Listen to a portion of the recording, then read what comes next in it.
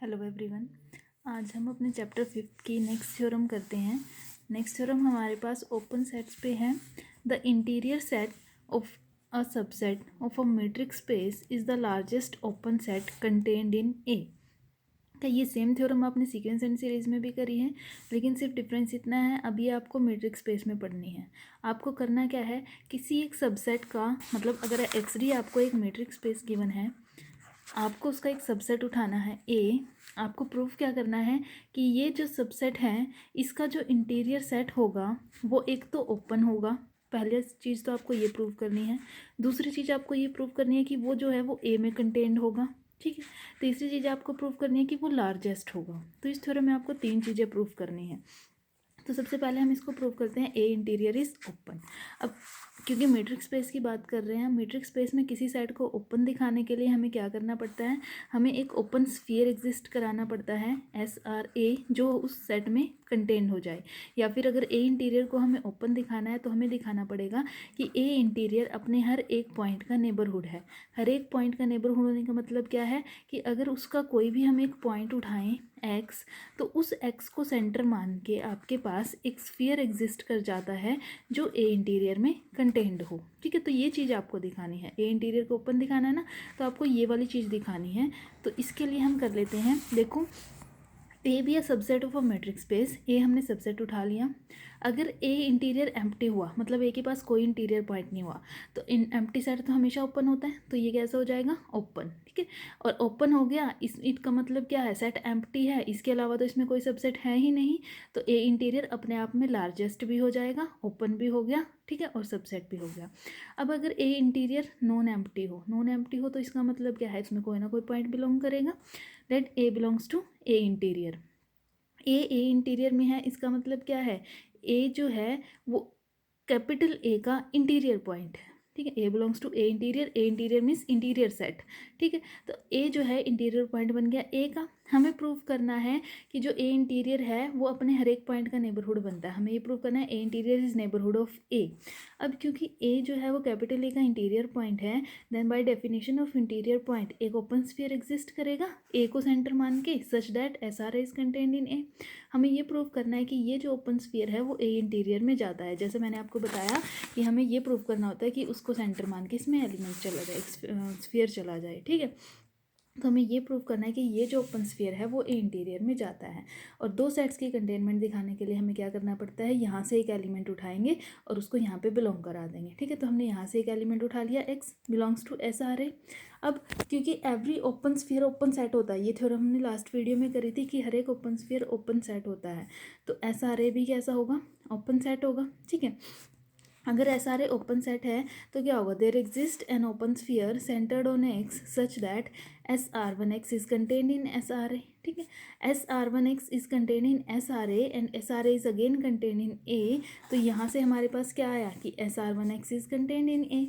SR1 contained in A, it means एक sphere आ गया x को सेंटर मान के जो A में जा रहा है, तो A क्या बन गया, इस एक्स का नेबरहुड बन गया, और ये एक्स क्या बन गया, इसका इंटीरियर पॉइंट बन गया। It means x belongs to A interior.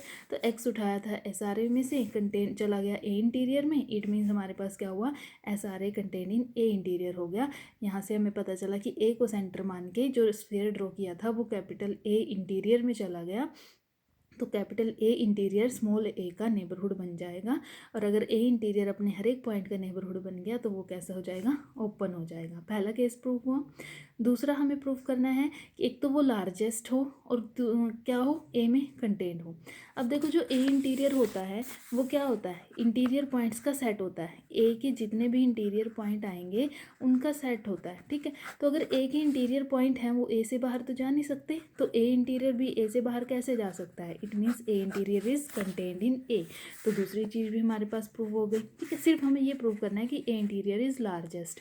और लार्जेस्ट प्रूव करने के लिए हमें क्या करना पड़ेगा, लार्जेस्ट अगर हमें प्रूव करना है तो कम से कम कंपेयर करने के लिए दो तो होने चाहिए। ए इंटीरियर तो एक पड़ा ही है ओपन हमारे पास सेट। हम क्या करते हैं, एक और ओपन सेट उठा लेते हैं बी। बी भी कैसा है, ओपन है। और अगर ए इंटीरियर को लार्जेस्ट दिखाना है तो हम क्या शो कर देंगे कि ये जो बी है वो ए इंटीरियर में कंटेंड है, तो ए इंटीरियर अपने आप में बड़ा हो जाएगा। ठीक है, तो हम क्या करते हैं, ए इंटीरियर तो ऑलरेडी गिवन है, एक और ओपन सेट कंसिडर कर लेते हैं यहाँ से। तो अब हमें प्रूव करना है, let B be any other open set contained in A. X कोई एलिमेंट उठाया, आर्बिट्रेरी एलिमेंट। ठीक है, अब क्योंकि बी ओपन है तो क्या होगा, बी एक्स का नेबरहुड बन जाएगा बाय द डेफिनेशन। अब बी जो है ए में कंटेंट भी है। ठीक है, हम उठा के चले हैं B is contained in A. अब अगर बी एक्स का नेबरहुड है तो ए भी एक्स का नेबरहुड बनेगा।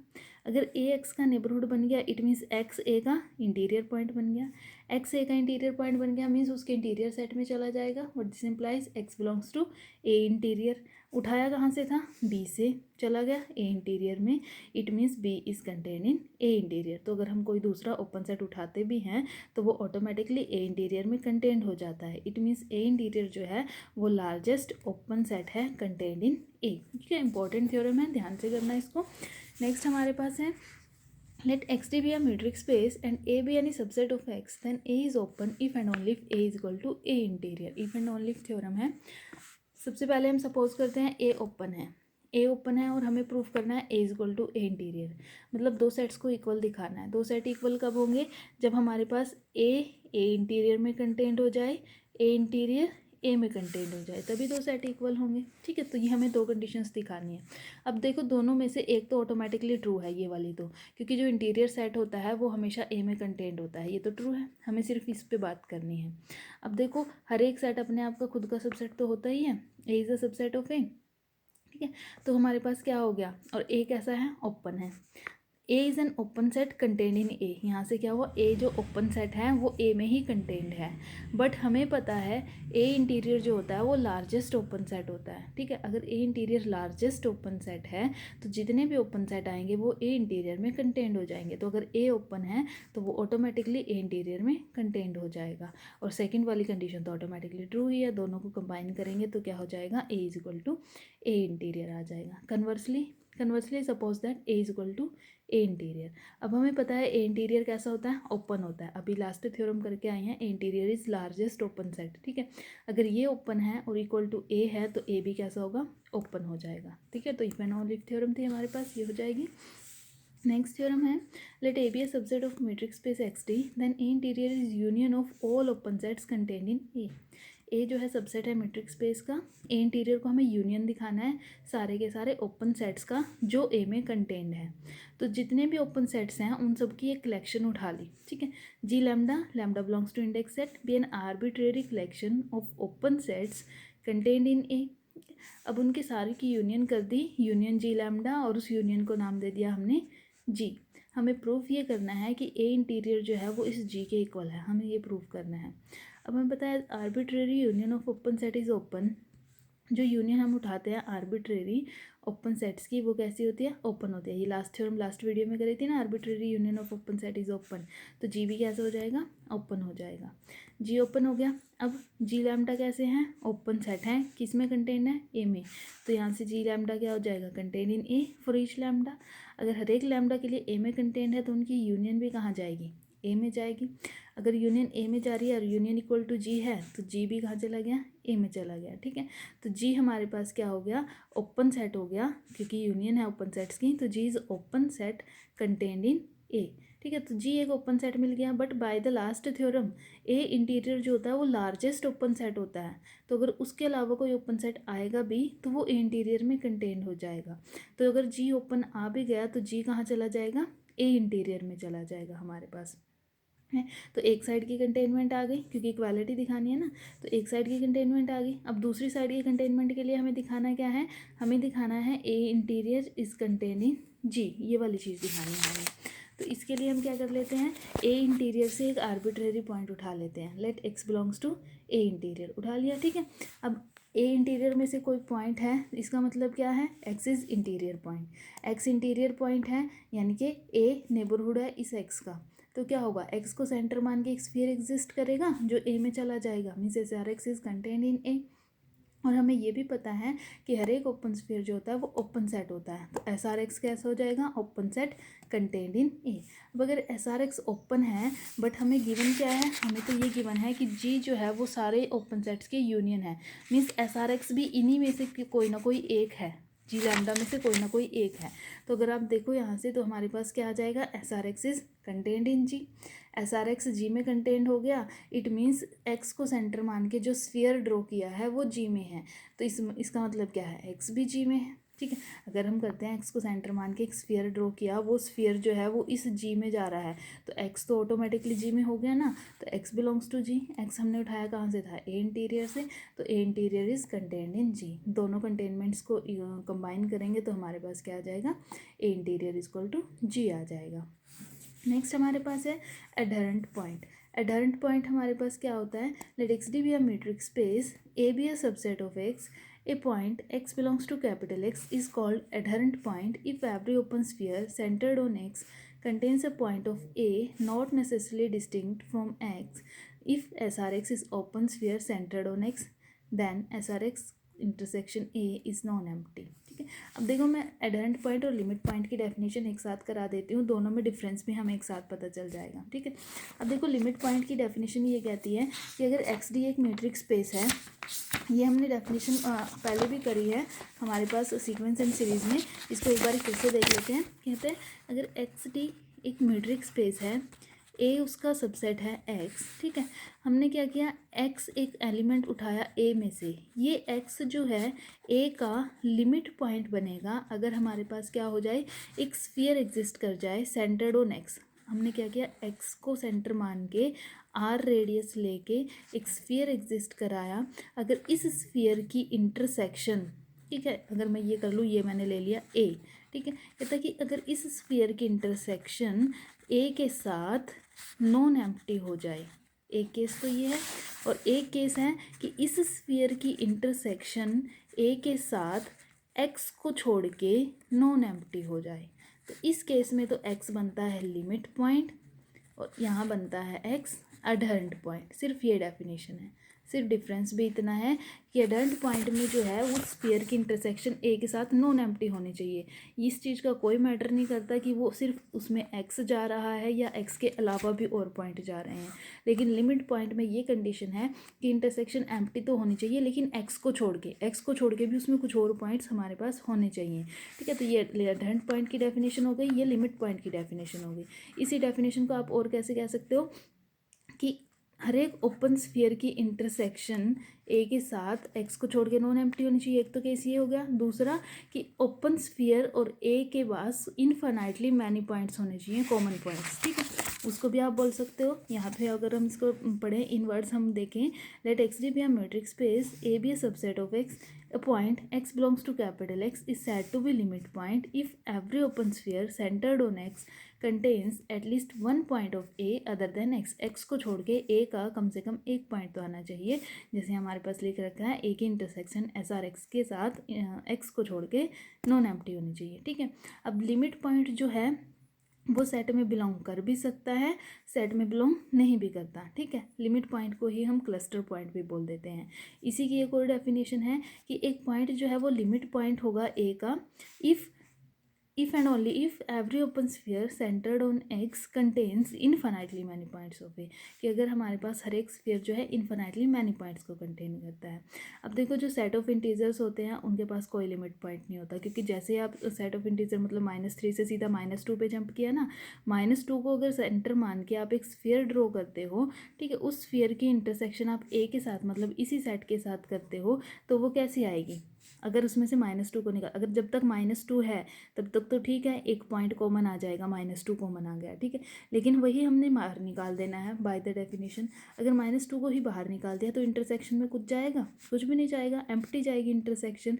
इसका मतलब -2 इसका लिमिट पॉइंट नहीं हो सकता। सिमिलरली -1 की बात आती है, 0 की, 1 2 3 इन सब की बात आती है। तो यहाँ से हमें पता चला कि जो सेट ऑफ इंटीजर्स होते हैं उनका जो लिमिट पॉइंट्स का जो सेट होता है वो हमारे पास कैसा होता है, एम्प्टी होता है, उनका कोई लिमिट पॉइंट नहीं होता। इसी तरह जो नेचुरल नंबर्स होते हैं उनका भी कोई लिमिट पॉइंट नहीं होता, लेकिन जो रैशनल नंबर्स होते हैं उनके लिमिट पॉइंट क्या होता है, पूरे के पूरे रियल नंबर, जितने भी रियल नंबर आएंगे वो सारे के सारे उसके लिमिट पॉइंट बन जाएंगे। ठीक है, नेक्स्ट हमारे पास आता है आइसोलेटेड पॉइंट। आइसोलेटेड पॉइंट हमारे पास क्या है, let X T be a metric space, A be a subset of X, then a point x belongs to capital X is said to be isolated point of subset A if x belongs to A but x is not limit point of A। कहता है कि x A में तो हो but उसका limit point ना हो तो वो कैसा हो जाता है, आइसोलेटेड पॉइंट हो जाता है। अब यही बात करें अगर हम इंटीजर्स की, ये जो सारे पॉइंट्स हैं 1 2 3 4 5 ये सारे के सारे आपके पास सेट में तो हैं बट इनमें से कोई भी लिमिट पॉइंट नहीं बनता। अगर ये लिमिट पॉइंट नहीं बनते तो ये क्या बनेंगे, आइसोलेटेड पॉइंट हमारे पास बनेंगे। ठीक है, अब अडहंट पॉइंट जो होता है वो दोनों कैटेगरी में चला जाता है। अडहंट पॉइंट लिमिट पॉइंट भी हो सकता है, अडहंट पॉइंट आइसोलेटेड पॉइंट भी हो सकता है। ठीक है, नेक्स्ट हमारे पास आता है डिराइव्ड सेट। अब देखो जैसे हमने इंटीरियर सेट किया था, इंटीरियर सेट में क्या था, जितने भी सेट के इंटीरियर पॉइंट्स होते हैं उनको हम एक सेट में डाल देते हैं, वो बन जाएगा इंटीरियर सेट। इसी तरह से डिराइव्ड सेट होता है, एक सेट के जितने भी लिमिट पॉइंट्स होते हैं उनको एक सेट में डाल दो तो वो हमारे पास क्या बन जाता है, डिराइव्ड सेट बन जाता है। जैसे इंटीरियर सेट को ए इंटीरियर से डिनोट करते हैं, ऐसे ही डिराइव्ड सेट को ए डैश से डिनोट करते हैं या फिर डी ऑफ ए से डिनोट करते हैं। ठीक है, यहाँ तक। नेक्स्ट हमारे पास एग्जांपल है, let R d be a usual metric space, find the derived set of the following. इनके डिराइव्ड सेट फाइंड करने हैं। अब देखो जैसे मैंने इंटीरियर में बताया था, किसी भी ओपन सेट का जो क्लोज्ड सेट है जो भी, उसका इंटीरियर क्या होगा, हमेशा ओपन सेट रहेगा। ठीक है, इसी तरह से अगर कोई भी सेट है ओपन हो चाहे क्लोज्ड हो, उसका डिराइव्ड सेट हमेशा क्लोज्ड ही रहेगा। ठीक है, अब पहला है a is equal to 1/n। यहाँ पे सीधा कुछ नहीं करना, n को लिमिट इन्फिनिटी अप्रोच करा दो। इन्फिनिटी करेंगे तो 1/इन्फिनिटी 0, तो a का लिमिट पॉइंट क्या हो जाएगा, 0 हो जाएगा। क्यों, अब इसको अगर बाय डेफिनेशन देखें तो क्या करें, 0 को सेंटर मान के अगर हम एक स्फीयर ड्रॉ करते हैं रेडियस r लेके, तो बाय से क्या आपके पास होगा, यूजुअल मीट्रिक की डेफिनेशन क्या कहते हैं, यूजुअल मीट्रिक x - 5। ठीक है, तो अगर हम ये बात करें सेंटर को मान के इसको ड्रॉ करें तो स्फीयर क्या बनेगा, -r to r बनेगा। -r to r यानी कि इस स्फीयर की इंटरसेक्शन हम इस सेट के साथ करें और उसमें से 0 निकाल दें तो कैसा रहेगा, नॉन एम्प्टी रहेगा। तो 0 इसका क्या बन जाएगा, लिमिट पॉइंट बन जाएगा। और डिराइव्ड सेट क्या होता है, जिसमें सारे के सारे लिमिट पॉइंट्स आ जाएं, तो सेट की फॉर्म में लिमिट पॉइंट को रख दिया तो ये बन गया डिराइव्ड सेट। सिमिलरली देखो अब ये क्लोज्ड सेमी क्लोज्ड है तो इसका डिराइव्ड सेट क्या बनेगा, क्लोज्ड इंटरवल 0 to 1 हमारे पास बनाएगा। नेचुरल नंबर्स का डिराइव्ड सेट, अब नेचुरल नंबर में कोई भी पॉइंट लिमिट पॉइंट नहीं होता, जैसे मैंने बताया 1 2 3 4 5 सारे डिस्टिंक्ट नंबर्स हैं। ठीक है, कोई भी स्फीयर एग्जिस्ट नहीं करता जिसके पास आपकी इंटरसेक्शन n के साथ नॉन एम्प्टी हो, तो यहाँ से इसका डिराइव्ड सेट कैसा रहेगा, एम्प्टी रहेगा। क्यू रैशनल नंबर्स, जितने भी रियल नंबर्स होते हैं वो सारे के सारे क्यू के लिमिट पॉइंट बनते हैं, तो क्यू का डिराइव्ड सेट क्या रहेगा, R is set of real numbers हमारे पास रहेगा यहाँ से। ठीक है, इसी तरह अगर हम बात करें क्लोजर की, क्लोजर क्या होता है, सबसे पहले तो नोटेशन होती है ए बार, ये क्लोजर की नोटेशन होती है। और डेफिनेशन क्या कहती है, A union derived set of A, यानी कि अगर आपको किसी भी सेट का क्लोजर फाइंड करना है तो पहले आपको उसका डिराइव्ड सेट फाइंड करना पड़ेगा। डिराइव्ड सेट की यूनियन ए के साथ कर दो तो क्लोजर आ जाता है। ठीक है, इसी पे बेस्ड एग्जाम्पल है। पहला है देखो, यूजुअल मीट्रिक गिवन है dxy x - y mod, set वही गिवन है 1/n, n belongs to natural number. इसका लिमिट पॉइंट हमने निकाला था 0, ड्राइव्ड सेट क्या बना था इसका, सिंगलटन 0। अब इसका क्लोजर निकालना है तो क्लोजर के लिए क्या करेंगे, ए की यूनियन कर देंगे ड्राइव्ड सेट के साथ, तो ये हो जाएगा 1/n, n belongs to natural number union singleton 0। ठीक है, सेकेंड है आई इरेशनल नंबर्स का डिराइव्ड सेट एम्प्टी। ठीक है, एम्प्टी होगा तो उसका क्लोजर क्या होगा, I union derived set of I, that is I union 5 which is I. Next है क्यू का डिराइव्ड सेट क्या होता है, आर। ठीक है, क्यू का डिराइव्ड सेट इज आर, तो क्लोजर क्या बनेगा, Q union D Q, that is Q union R. तो यूनियन में बड़ा सेट आता है तो आर आंसर आ जाएगा। नेक्स्ट है ए क्लोज्ड इंटरवल 0 1, तो इसका डिराइव्ड सेट क्या होगा, as it is closed interval 0 1। Closure निकालेंगे तो क्या बनेगा, A union derived set of A, that is closed interval 0 1 union closed interval 0 1, ये हमारे पास आ जाएगा closed interval 0 1, that is equals to A. ठीक है, तो ये हमारे पास थी क्लोजर की और डिराइव्ड सेट की कुछ थ्योरम्स। ठीक है, एक थ्योरम हमने इंटीरियर सेट की भी करी है। अगर इन थ्योरम्स में या डेफिनेशंस में किसी को कोई भी डाउट आता है तो गूगल मीट में पूछ सकते हैं।